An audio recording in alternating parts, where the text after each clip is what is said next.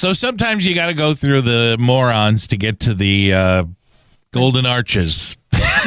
For lack of a better way to say it, you have to go on some bad dates in order to find the good date. You got to kiss a few frogs. There's a movie called Vanilla Sky with Tom Cruise in it, and his friend says you have to go through the bitter to enjoy the sweet. That is true. And so let's go through our worst date. Worst date ever. Worst date ever. Well, I knew one in particular where I was waitressing at this particular establishment, and the band was playing, and the guitar player kept, eyeing me up and hitting on me, and he was kind of cute, so whatever. He asked me out, and okay, so I went out with him, and people have allergies or whatnot, and okay, so this guy turns out to be allergic to beer. That's not so odd. I'm allergic to coffee. Okay. Well, I guess. But beer of all things.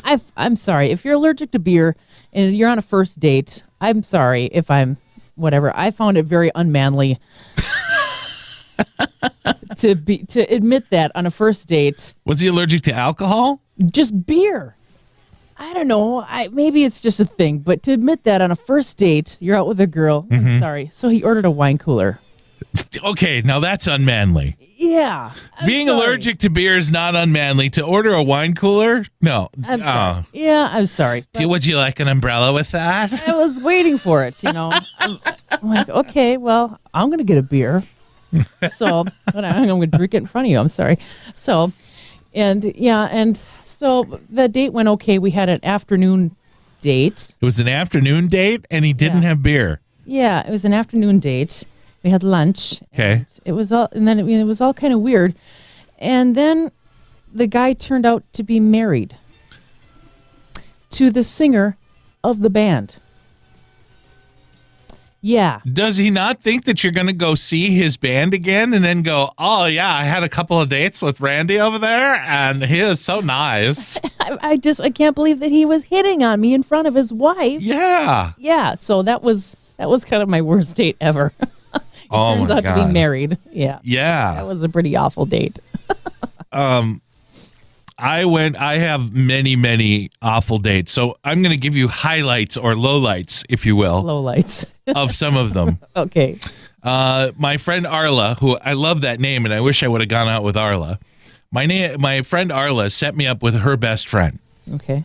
What she didn't tell me is her best friend had just kind of gotten over a long-term relationship. Oh.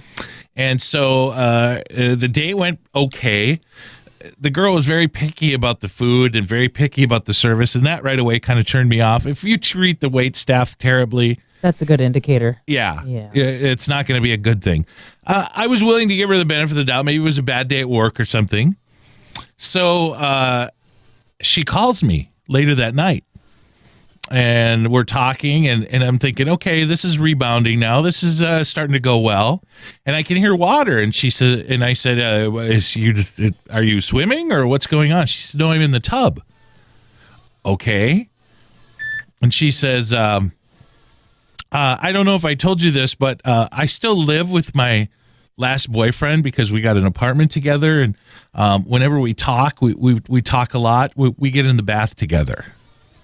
And I said, with no clothes? And she said, well, yeah, how else do you take a bath? And I said, goodbye. I have other clothes on. Yeah. Yeah. Okay. Yeah. Well, I think we're done here. Exactly. Another girl went to the restaurant and we're talking, and she told me that she had a little bladder. And we were drinking quite a bit, so she would leave a lot to go to the bathroom. What I didn't know is she had two other guys on the hook. Oh. And this was before cell phones, so she's running to the payphone to call them. Oh. To keep them on the hook in case mine goes bad, she can call you and go. Oh. Yeah.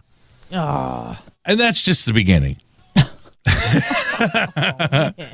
I've had a lot of terrible dates. Oh, yeah. That's too bad. That's all right, though. Like I said, you got to get through the bitter to enjoy the sweet. Yeah.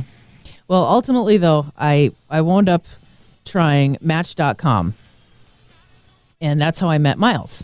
That's how I met my current husband. Okay. And I met him 8 months pregnant. I was 8 months pregnant when I met him. Oh, no. So if I can meet somebody while I'm 4 feet around, literally, Right. I was 4 feet around, and if I can meet somebody that big, there's hope for anybody. And here's the thing, too. I mean, I'm going to say this nicely. If he knows there is going to be no biblical knowledge of you, there's not going to be a conjugal visit, if you know what I mean. Well, I wasn't in jail, but No, but you're pregnant. If he sticks with you for that, that's a keeper. conjugal visit.